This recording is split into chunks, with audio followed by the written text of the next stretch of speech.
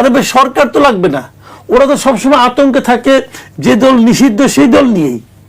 একটা দল তার অস্তিত্ব নাই, তার নেতারা কেউ দেশে নাই, তাদের আতঙ্কে তারা হাত পা কাঁপতে থাকে, যে কারণে তারা গোপালগঞ্জে অনুষ্ঠান বন্ধ করার সাহস পাইল না। তারা তো সারা দেশে পদযাত্রা করবে, গোপালগঞ্জ তারা যাচ্ছে না, তো কি কারণে যাচ্ছে না? দলই তো নাই, একটা দলের অস্তিত্ব নাই, তাদের ভয়ে বাঁচে না। আর এখন তারা ব্লেম করেছে কাকে? সরকারকে। সরকারের কাম নাই, এই 6 এমপির দলের পিছনে লাগবে না। সরকারের হলো 213টা, আর এদের হলো 6টা, তাও আবার দানে পাওয়া। জামাতের কোলে ওইটা 6টা পোস্ট পেয়েছে। এই দল তাদের দমন করার জন্য, তাকে মানে বিচ্ছিন্ন করার জন্য, বিক্ষিপ্ত করার জন্য মানে গভর্নমেন্টকে বোমা মারতে হচ্ছে। ভাই এগুলি জানেন কি, মানে আলোচনায় আসা একটা প্রক্রিয়া। আমি মনে করি যে এগুলি অনেক আগে ছিল, এগুলি আজকাল চলে না, মানুষ এগুলো বুঝে ফেলেছে। জি, জনাব মাসুদ কামাল যে ব্যাখ্যা দিলেন এনসিপি সমাবেশে হামলা নিয়ে, আপনি এই বিষয়ে কি বলবেন, বা আপনার ব্যাখ্যা আসলে কেমন হবে? আমার ব্যাখ্যাটা তার মতই, তবে আরো রসালো। আচ্ছা, আরো রসালো যে আমি প্রথম যখন সাংবাদিক হলাম স্টাফ রিপোর্টার হিসেবে খুব দাঁড়ায় দাঁড়িয়ে এসে দেখছি। তো 1986-এ একটা মিটিং হচ্ছে, আওয়ামী লীগের মিটিং হচ্ছে শাপলা চত্বর, ওখানে ছোট 20-25 জন লোক।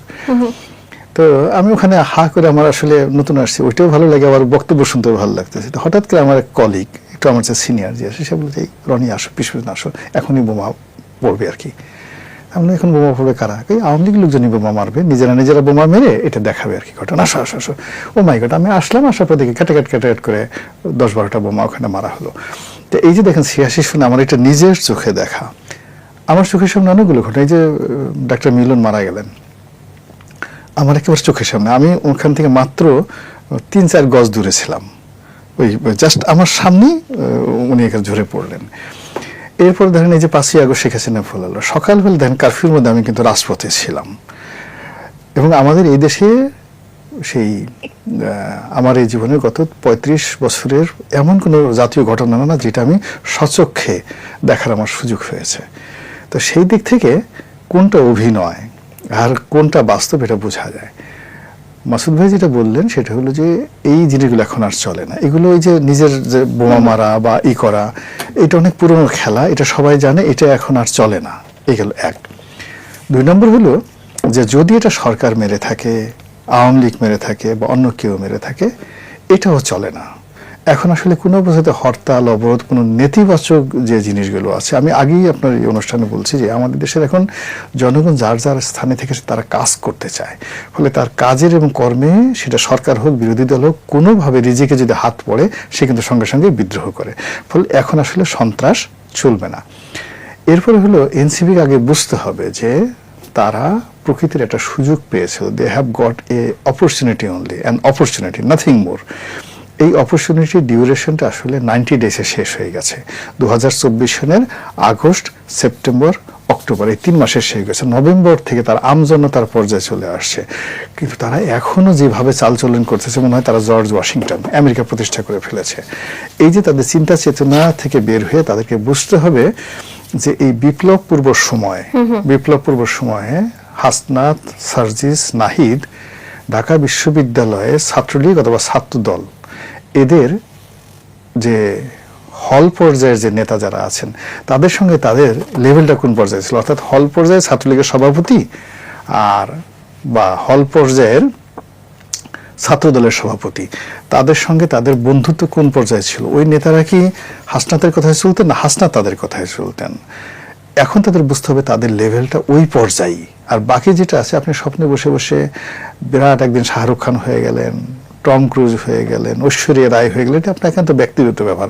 সকালবেলা উঠে যদি আপনি ঐশ্বরিয়া রায়ের মতো ভাব দেখান তাহলে কিন্তু আপনার খবর আছে। বা মাসুদ কামাল সাহেব দেখা গেল সে একদিন রাতে সে বিরাট স্বপ্ন দেখলো যে আজকে আমি একেবারে সে বিশ্ববিখ্যাত সাংবাদিক টিম সেবাস্তিয়ান হয়ে গেছি, বিরাট করে বারাক ওবামাকে সাক্ষাৎকার নিয়ে শোয়াই ফেলছি। সকালবেলা যদি সে এরকম কোনো ভাব নিয়ে এসে তারেক রহমান সাহেবের সামনে দাঁড়ায়, বিশ্বাস করেন খবর হয়ে যাবে। কিন্তু আপনাকে আরো একটি প্রশ্ন করতে চাই।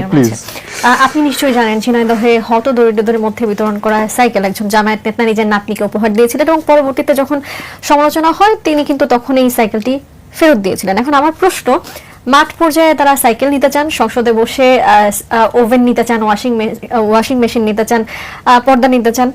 তারা এমন করছেন কেন? তারা শুধু নিতে চান কেন, বা এই ধরনের কথা বারবার উঠে আসে কেন? শুনুন, এরা তো তেমন কিছু করে নাই। ইন 1971 তারা অন্যের ঘর নিয়ে গেছে, অন্যের স্ত্রী নিয়ে গেছে, সন্তান নিয়ে গেছে, মিল কারখানা নিয়ে গেছে। তারা কি নেয়নি বাংলাদেশ থেকে? সবকিছু যা পেয়েছে সবকিছু তারা নিয়ে গেছে। ফলে যে কোনো একটা অপরাধ, আমি আইনের ছাত্র, আমাদের অপরাধে একটা জিনিস আছে, বাই বর্ন ক্রিমিনাল, মানে কিছু মানুষ জন্ম হয় অপরাধী হয়ে। তারা তো কিছুদিন আগে আসলে বিএনপির বিরুদ্ধে অভিযোগ করেছিলেন যে বিএনপি চাঁদাবাজি করছে, কিন্তু এখন আবার আমরা দেখতে পাচ্ছি যে রাজধানীর গুলিস্তানের নগর প্লাজা দখল করে জামায়াতে ইসলামীর কার্যক্রম পরিচালনার অভিযোগ কিন্তু উঠেছে। না, মূল ব্যাপারটা হলো যেখানে আমরা বিএনপি জামাত কাউকে আলাদা করতে চাচ্ছি না। আমরা যেটা চাচ্ছি, আমাদের এই বাংলাদেশের যে কৃষ্টি এবং কালচার, সেখানে অপরাধী সব দলেই আছে, ভালো মানুষও সব দলে আছে। বিএনপি, আওয়ামী লীগ, জামাত সব দলেই ভালো মানুষ আছে। তো যখন একটা অপরচুনিটি আসে, সুযোগ আসে, তখন করে কি ভালো মানুষগুলো পিছনে পড়ে যায় আর খারাপ মানুষগুলো সামনে চলে আসে। এখন জামাতের যেহেতু একটা সুসময় আছে, ফলে এখন আমাদের সৌভাগ্য যে আমরা এই 71 সনে জামাতের যে আসল চরিত্রটা, এটা আমরা ভুলে গিয়েছিলাম। ঠিক এই সময়টাতে আমরা কিন্তু সেই জিনিসগুলো আবার দেখতে পাচ্ছি। বিএনপি এই গত 17 বছরে আমরা ভুলে গিয়েছিলাম যে আসলে 2001 থেকে 2006 পর্যন্ত আসলে বিএনপির খারাপ দিক কি ছিল, বাট আমরা এখন এই জিনিসগুলো দেখতে পাচ্ছি। ইট মিনস এই জিনিসগুলো দমন করার জন্য যে ধরনের একটা রাজনৈতিক ঐক্যমত্য দরকার। আমাদের গ্রামে আমরা মানুষ হয়েছি, আপনাদের গ্রামে একটা দারুণ একটা স্টিয়ারিং কমিটি থাকতো, মাতুব্বরের নেতৃত্বে 20-25 জন লোক, হিন্দু হোক বৌদ্ধ হোক, ওদের বাইরে আসলে গ্রামের কোনো লোক অন্যায় করতে পারতো না। আমাদের গ্রামে, আমি যে গ্রামে জন্ম নিয়েছি, একটা চুরি ডাকাতি বা কোনো একটা বাজে জিনিস হবে, এটা তো আমরা 70-এর দশকে 70 থেকে 80 পর্যন্ত আমরা কল্পনাই করতে পারতাম না। এর সাহায্য মানতো, আমরা ঢাকা চলে আসছি, তারপরে কল্পনা করতে পারতাম না। কিন্তু এখন আমাদের সমাজের যে বন্ধনগুলো, সেই বন্ধন, এখন আমির সাহেব, যাকে আমরা সভাপতি বলি, যে আমাদের সভাপতি, তিনি নিজে কি করে তার এই সাইকেল চোরকে নিয়ন্ত্রণ করবেন? তিনি যেখানে পুরো দেশ নিয়ে ব্রেন্ট ক্রিস্টেনসেনের সামনে গিয়ে দাঁড়িয়ে গেছেন, হুজুর আপনি ভালো, উনি কি করে করবেন বললেন তো? বিএনপির যেখানে একজন নেতা, কি করে উনি তার দলের চাঁদাবাজকে নিয়ে করবেন? উনি ওনার ক্ষমতা টিকে রাখার জন্য তিনি একবার আমেরিকান দূতাবাসের কাছে যাচ্ছেন, একবার চাইনিজ রাষ্ট্রদূতের কাছে গেছে, ইয়া হুজুরু ওয়াং ওয়াং পং, এই সমস্ত কথাবার্তা বলছেন। আবার এখন আরবিতে কথা বলার জন্য তারা সেই এখন সৌদি বাদশা সালমানের কাছে যাচ্ছেন। তো মূল ব্যাপার, আগে নিজেদের ইমাম ঠিক করতে হবে। ইমাম যদি দেখা গেল পশ্চিম দিকে নামাজ না পড়ে পূর্ব দিকে সে কেবলা ঠিক করে ফেলে, তাহলে তো বাকি লোকগুলোর যা অবস্থা ঠিক সেম অবস্থা হয়ে যাবে এখন বাংলাদেশে। এই প্রশ্নের রেশ ধরে জনাব মাসুদ কামাল, আপনাকে একটি প্রশ্ন করতে চাই। ঢাকা উত্তরের মেয়র নির্বাচনের প্রার্থী সেলিম উদ্দিন জনগণের মধ্যে সিগারেট বিতরণ করছেন। সিগারেট তো একটি মাদক দ্রব্য আমরা যতদূর জানি, তাহলে একজন জামায়াত নেতা আসলে কিভাবে সেটি বিলি করেন, এমন প্রশ্ন জনগণের মনে উঠেছে। আপনার কাছে এর উত্তর জানতে চাই। শুনেন, জামাতে ইসলামে তাদের পার্টির নামের আগে জামাত লাগেছে, ইসলাম লাগেছে না? জি, এটা নিয়ে অনেক আগে বহুবার অনেক নেতারা বলছেন যে জামাত ইসলাম আসলে এটা ইসলাম না, ইসলাম আর জামাত ইসলাম এক জিনিস না। ওনারা ইসলাম শব্দটা এখানে ব্যবহার করেন রাজনৈতিক কারণে। আচ্ছা, ওনাদের রাজনৈতিক একটা আপনার বৈশিষ্ট্য হিসেবে তারা ব্যবহার করেন ইসলামটাকে। যে কিছু ইসলাম পছন্দ কিছু লোক আছে, তাদের ভোটটা পাওয়ার জন্য, তাদের সমর্থনটা পাওয়ার জন্য তারা ইসলামটা ব্যবহার করে। এটা আসলে ইসলাম না, ইসলাম এইটা না। ওনারা যেটা এখন ইসলামের বিবেচনা, আমি তো মনে করি সিগারেট যেটা বিলি করছেন, সিগারেট ইসলামের দৃষ্টিতে হারাম রে ভাই, এটা তো একটা নেশা, এটা তো আপনি বিলি করতে পারেন না, কিন্তু তারা যেটা করছেন। এই ধরনের সব বিরোধিতা ওদের মধ্যে অনেক। আমি একটা উদাহরণ দিয়ে বললাম, যে কথাটা আলোচনা করলাম আজকে আমরা এই দক্ষিণ প্লাজার অনুষ্ঠানটা, সেখানে জামাতের আমির যে বক্তৃতাটা দিয়েছেন, বক্তৃতাটা আপনি ফলো করলে দেখবেন, সেখানে উনি যুক্তরাষ্ট্রকে প্রশংসা করেছেন, ধন্যবাদ দিয়েছেন যে যুক্তরাষ্ট্র নাকি মধ্যপ্রাচ্যের যুদ্ধটা থামানোর ক্ষেত্রে উদ্যোগ নিয়েছে। যুক্তরাষ্ট্র যদি যুদ্ধ থামানোর উদ্যোগ নেয়, তো যুদ্ধটা লাগালো কে? 28শে ফেব্রুয়ারি যে প্রথম তেহরানে একটা স্কুলে, বাচ্চাদের স্কুলে যে বোমাটা ফেললোটা কে? এটা কি তেহরান নিজেই ফেলছে, ইরান নিজেই ফেলছে নাকি যুক্তরাষ্ট্র? যুদ্ধটা তো শুরুই করলো যুক্তরাষ্ট্র। তো সেটার ব্যাপারে কি এই ডাক্তার শফিকুর রহমান একটা কথা বলেছেন? এবং এই যে নির্বিচারে গাজা এতগুলো মুসলমানকে মারা হলো, এটা নিয়ে কি যুক্তরাষ্ট্রের একটু সমালোচনা ডক্টর শফিকুর রহমান করেছেন? এখন উনি প্রশংসা করছেন যে যুক্তরাষ্ট্র নাকি যুদ্ধবিরতি করতেছে, থামানোর চেষ্টা করতেছে। আরে যুক্তরাষ্ট্র তো ইরানের প্যাদানি খাইয়া বেজ্জতি হওয়ার ভয়ে, মানে কোন রকম মুখ রক্ষার জন্য সে যুদ্ধবিরতির কথা বলতেছে। এই জন্য যদি তাকে প্রশংসা করতে হয়, এটা মানবিকতার মধ্যেও পড়ে না যুক্তরাষ্ট্রের এই কর্মকাণ্ডকে। এবং উনি যে ইসলামের কথা বলেন, ইসলামের যে দৃষ্টিভঙ্গি, সেই দৃষ্টিভঙ্গি ফলো করলে তুমি যুক্তরাষ্ট্রকে সমর্থন করতে পারে না, প্রশংসা করতে পারে না।